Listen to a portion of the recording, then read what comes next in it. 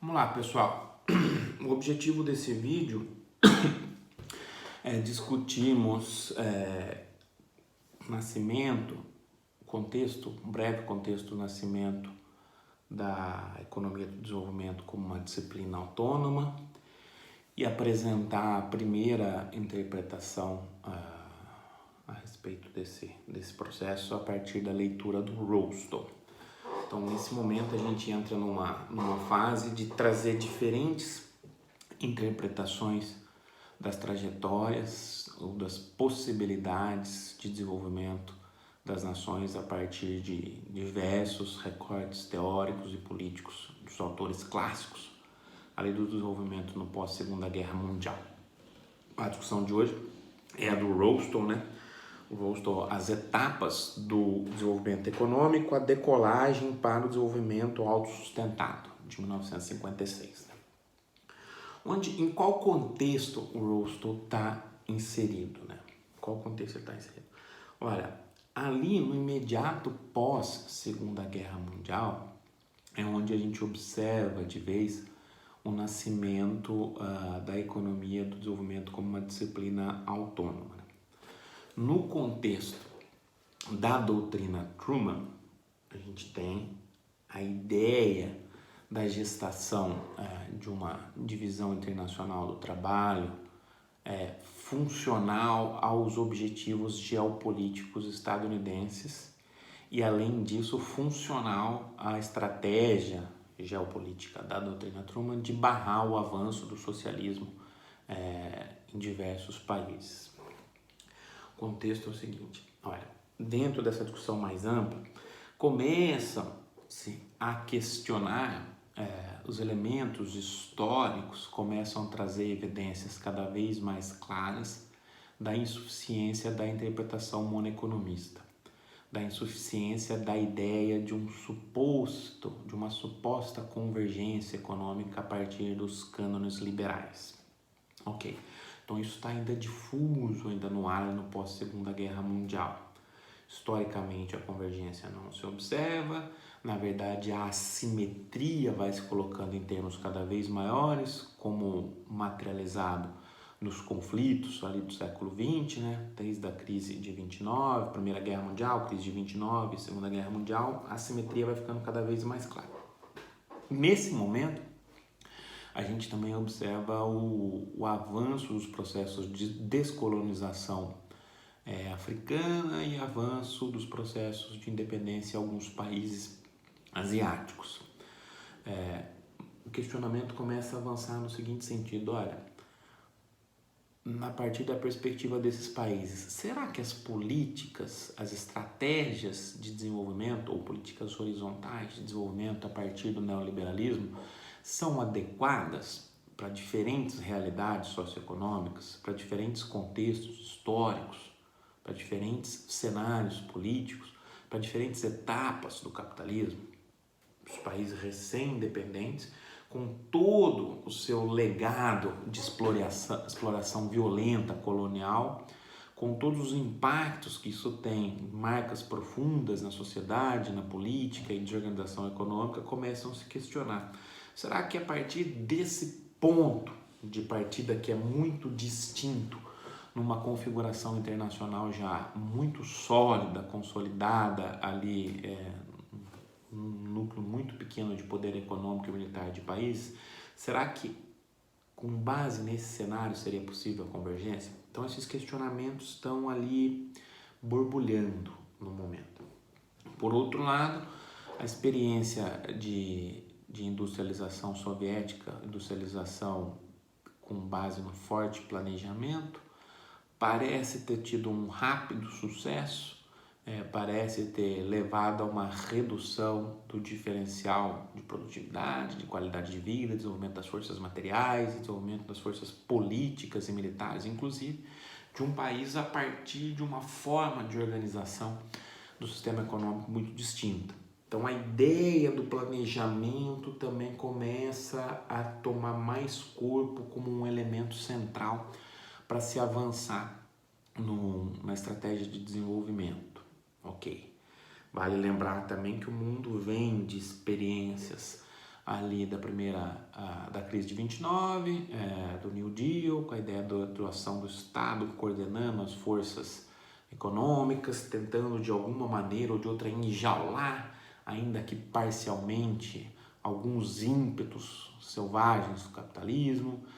Você tem experiência de comando de guerra, tanto na Primeira quanto na Segunda Guerra Mundial, reconversão industrial, organização a partir de interesses mais amplos, coordenação do investimento, coordenação do Estado para superar desafios nacionais, militares no caso, mas no fundo você começa a ter algum questionamento dos cânones liberais, com desrespeito ao livre comércio, com desrespeito à convergência, no que diz respeito ao planejamento e alocação de recursos e às estratégias de desenvolvimento. Esse é o contexto ali no pós-Segunda Guerra Mundial. Certo. A partir de todos esses questionamentos, olha só, esses questionamentos começam a ter base de sustentabilidade política e econômica num número cada vez maior de nações. Dentro dos Estados Unidos, isso vai ter eco também. Dentro dos Estados Unidos e nos organismos multilaterais, que é onde nesse bojo, nessa relação entre essas instituições que vai nascer a economia do desenvolvimento, nas suas primeiras versões, essa percepção tem aderência aos objetivos geopolíticos estadunidenses da doutrina Truman. Olha, precisamos de alguma maneira, de todas as maneiras, barrar o avanço do socialismo. Isso passa num cenário de devastação, de desequilíbrio muito grande no sistema político, econômico e militar internacional pós-Segunda Guerra Mundial. Isso passa por um certo grau de espraiamento do desenvolvimento. Claro que isso é muito restrito a alguns locais e condicionado à estratégia geopolítica estadunidense. Nesse cenário, olha só o que a gente está discutindo, nesse cenário, as ideias liberais, as ideias de convergência,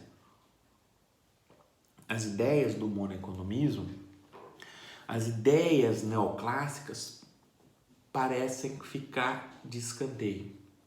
Ou seja, não há uma aderência histórica a movimentos de convergência até então. Começam-se a haver alguns questionamentos teóricos, que depois a gente vai colocar com mais ênfase na discussão da CEPAL. E além disso, a ideia de um mundo livre via fluxos comerciais levando à convergência não tem aderência nenhuma no contexto político de então. Como eu vou avançar via convergência naquele contexto político? Logo, isso é percebido pelos formuladores de política estadunidense nos organismos internacionais, onde se insere o Rostow, que essa perspectiva liberal não era aderente às estratégias de desenvolvimento das nações então. Ok. Então esse livre-cambismo já fica isolado na academia, certo? Nesse cenário, a economia do desenvolvimento vai nascer basicamente tentando, aqui é uma leitura um pouco mais ortodoxa, a leitura do Rostow é ortodoxa, depois a gente vai trazer outros autores, mas ortodoxa naqueles termos, né? Nos termos desse debate da época. Mas vai ficar claro daqui a pouco porque ela é ortodoxa, a teleológica, razoavelmente a histórica, supostamente generalizável. Mas voltando aqui, a economia do desenvolvimento vai nascer a partir de uma lógica de se barrar o avanço do socialismo, de se fomentar o desenvolvimento das forças produtivas, sem essa ideia do livre-cambismo, mas sem uma crítica total aos cânones liberais, sem uma crítica rígida, rigorosa aos fundamentos do funcionamento do livre comércio. Então ela vai nascer baseada ali num binômio de cooperação técnica, cooperação internacional e assistência técnica. Então, a ideia que está por trás no debate, nos formuladores de política estadunidenses e nos organismos multilaterais, é que, por meio da cooperação internacional, dos fluxos de capitais e da assistência técnica internacional, criaria-se um benchmark, uma referência de políticas de desenvolvimento, de estratégias de caminho que levariam ao desenvolvimento. É nesse cenário que a gente tem que entender a contribuição do Rolston. Há uma corrente alternativa com cada vez mais peso no debate internacional, que é a perspectiva da economia do desenvolvimento a partir da perspectiva crítica cepalina, que nasce ali no pós-Segunda Guerra Mundial também. É pensar o desenvolvimento e o subdesenvolvimento a partir das perspectivas da periferia, a pensar o subdesenvolvimento como um fenômeno, um desdobramento também das estratégias de desenvolvimento dos países centrais. Mas isso a gente vai discutir depois. Então, num primeiro momento, a corrente que tem mais aderência é aquela a qual se alinha o Rolston, que, por sua vez, tem muita aderência empírica, muita aderência histórica, muita aderência ao contexto geopolítico coordenado pelos Estados Unidos na época. Então, eu vou basear numa visão de que uma certa cooperação internacional com um conjunto generalizado de políticas com assistência técnica levaria ao desenvolvimento. Certo? É nesse sentido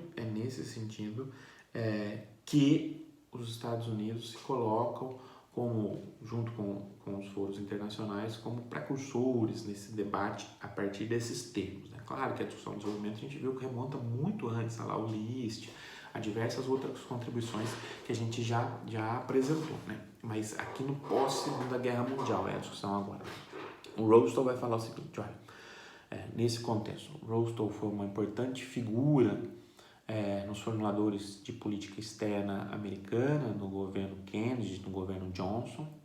É uma pessoa de destaque assim, nesse meio político internacional, na coordenação, na formulação, na interpretação de estratégias de desenvolvimento a partir da política externa estadunidense, né? No sentido da Guerra Fria. Então ele vai falar o seguinte, qual que é a percepção dele? Ele é muito mais um observador dessa realidade do que um teórico, mas ele vai tentar generalizar, com todos os problemas que isso tem, diversas etapas do que seria um processo de desenvolvimento. Diversas etapas antes necessárias para a decolagem, depois da decolagem, ou take-off, e a construção de uma economia madura, que ele está chamando aqui. Qual que é o referencial?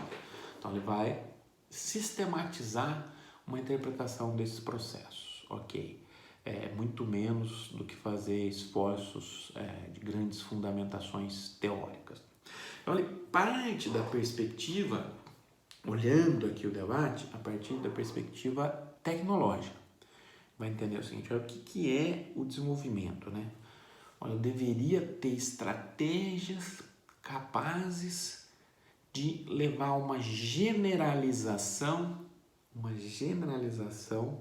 dos países rumo à maturidade tecnológica. Um desenvolvimento virtuoso seria aquele em que tudo que eu tenho de melhor, de mais desenvolvido tecnologicamente, fosse aplicado às diversas atividades econômicas, utilizando-se todos os recursos disponíveis. Então, olha só, ele parte de uma perspectiva para definir tecnologicista, né, digamos assim. Então, olha, tem uma referência, uma fronteira tecnológica, tem um determinado caminho a se seguir, que ele vai discutir, e o desenvolvimento passaria por essa generalização do acesso e da aplicação dessa tecnologia com relação às atividades econômicas domésticas, né? Então, no fundo, tem uma maturidade tecnológica que é a referência e os outros países, os demais países, teriam essa referência, os países não desenvolvidos, como alvo a ser alcançado. Então, quaisquer debates em perspectiva comparada sempre levariam em questão essa maturidade, essa referência e o distanciamento por meio da análise das forças produtivas do caminho desses países não desenvolvidos em direção à maturidade tecnológica, certo? Essa seria a interpretação deles. Como que eu faço para avançar nessas etapas, avançar em direção a essa maturidade tecnológica? Falo, olha, para se conseguir chegar a esse determinado patamar, reduzir o gap e a partir daí avançar no desenvolvimento, há um conjunto de etapas. Há um conjunto de etapas que, na visão dele, aí uma crítica importante, depois a gente pode discutir, são generalizáveis. Ele vai olhar como um modelo razoavelmente ahistórico. Depois a gente discute as críticas. Mas olha, ele está tentando entender, ele está tentando sistematizar quais seriam as etapas de uma trajetória de desenvolvimento. Essas etapas seriam mais ou menos iguais, mais ou menos generalizáveis. A gente vai discutir depois, num vídeo posterior, as críticas em termos globais. Ele não está falando de um certo monoeconomismo via livre comércio, mas ele está falando que há uma certa regularidade nesse fenômeno de desenvolvimento, de busca de desenvolvimento. Há uma certa regularidade que passa por diversas etapas, há uma transição entre essas diversas etapas. É claro que os pré-requisitos precisam estar colocados, não é uma transição automática, não é nesse ponto que ele coloca, mas ele generaliza. Ok. Quais seriam essas etapas? 5 etapas. 5 blocos, digamos assim. Olha. Primeiro, sociedade tradicional. Primeira etapa. Segunda etapa, pré-condições para o take-off ou para a decolagem. Sociedade tradicional. Pré-condições para a decolagem. Decolagem da economia. Marcha para a maturidade e era do consumo de massa. Então, uma estratégia de desenvolvimento passaria por essas 5 etapas. Sociedade tradicional, pré-condições para o take-off, marcha para a maturidade e era do consumo de massa. 5 etapas. Cada uma dessas etapas teria um conjunto de características razoavelmente padronizáveis e com certo grau de generalização. E a transição entre elas também seria caracterizada por algum grau de padronização. É isso que ele vai discutir. Vai falar, olha, primeiro momento, né? Quais são as características dessa primeira etapa? Olha, que é a discussão que a gente já fez. Tem uma sociedade tradicional. A sociedade tradicional é aquela que não tem aqueles pré-requisitos ainda colocados para a transição para uma sociedade industrial capitalista. Tem uma sociedade que tem baixo desenvolvimento das forças produtivas, dificuldade de se criar um excedente, não tem um grau de monetização, em geral eu tenho o uso comum da terra, o trabalho, a terra ainda não se tornam mercadoria, não tem avanço nos processos de proletarização, tem baixo grau de desenvolvimento dos núcleos urbanos, baixo grau de complexidade nas relações socioeconômicas nos termos capitalistas, baixo grau de desenvolvimento das forças produtivas, não tem uma integração nacional de mercados nacionais tão fortes, não tem uma complementaridade entre campo e cidade, por aí vai. Todas aquelas discussões que a gente já apresentou, né? Então eu tenho uma baixa renda per capita nos termos dele, porque eu tenho carência tecnológica também. Não tenho desenvolvimento tecnológico das forças produtivas tão importantes que me permitam criar excedente e avançar numa estratégia de take-off. Essa seria a característica tradicional, a sociedade tradicional. Para avançar, para ter uma decolagem rumo ao desenvolvimento, eu precisaria, numa segunda fase, de algumas pré-condições para essa decolagem. De alguma maneira a gente já discutiu também em outros vídeos, né? Ele vai falar, olha, para romper com as características dessa sociedade tradicional, precisaria de algumas características, algumas pré-condições. A principal delas, ele está sempre olhando para a tecnologia, é o seguinte, olha, para ter essa transição é necessário que a sociedade perante a ciência, consiga de alguma maneira ou de outra subjugar ou direcionar o avanço científico e tecnológico a formas de incremento da produtividade voltadas para uma lógica de reprodução material capitalista. Então, vai falar, olha, eu preciso ter reorganizações de forma de avanço da ciência e da tecnologia para fazer com que esse progresso técnico esteja subordinado às formas de reprodução. Isso é uma mudança fundamental, isso é uma pré-condição fundamental para essa transição. A gente pode trazer alguns questionamentos, né? Como que numa sociedade arcaica eu vou reorganizar essas formas de avanço científico e tecnológico, subjugando-os a uma lógica de reprodução capitalista? Parece muito teleológico, né? Eu olhar muito de fora de um movimento que reproduziu-se a partir de algumas características específicas em alguns países e tentar criar condições domésticas para isso avançar em todos os países também. Parece complicado, né? Mas enfim, ele fala, esse é o caminho. Então, uma nova percepção da forma do progresso técnico. E na dimensão econômica, essa transição precisaria que o investimento crescesse substancialmente, sistematicamente, acima do crescimento demográfico. Pessoal, a discussão dele é interessante, ela é teleológica, ela tem diversos problemas, ela é generalizada, ela é supostamente generalizável, é histórica, mas para a gente entender as relações entre as etapas, abstraindo-se a dimensão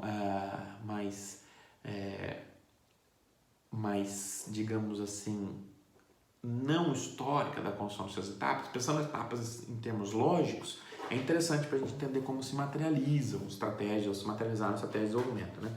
Então, eu preciso que o investimento cresça acima do crescimento demográfico. E ponto fundamental para a transição, isso está presente em todo o debate da economia de desenvolvimento, é o seguinte, olha, é necessário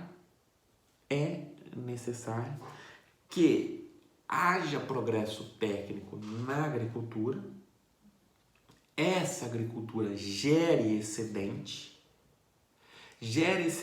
que viabiliza a urbanização, que viabilize o abastecimento das cidades, que libere uma parcela da população e que, além disso, esse excedente esse aumento da produtividade possibilite o aumento do excedente, o aumento da acumulação e a transição de uma parcela desses recursos para uma economia moderna, uma sociedade moderna, ou seja, para essa transição.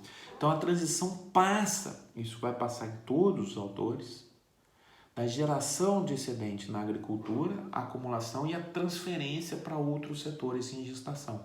Esse é um elemento característico de quase todas as interpretações da economia de desenvolvimento nesse momento histórico.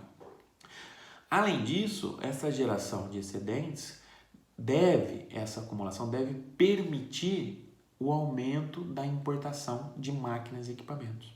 Ou seja, o processo de avanço da industrialização deve permitir a importação de máquinas e equipamentos dentro daquela discussão lá, daquele arcabouço de cooperação internacional, transferência e assistência técnica, para a importação de bens de capital para eu avançar no processo de industrialização e assim aumentar os mercados e redirecionar recursos para outras atividades em desenvolvimento. Essa é a segunda etapa, pré-condições para o take-off, para a decolagem do rosto.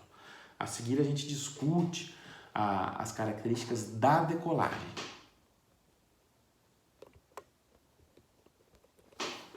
Opa, pequenos problemas técnicos.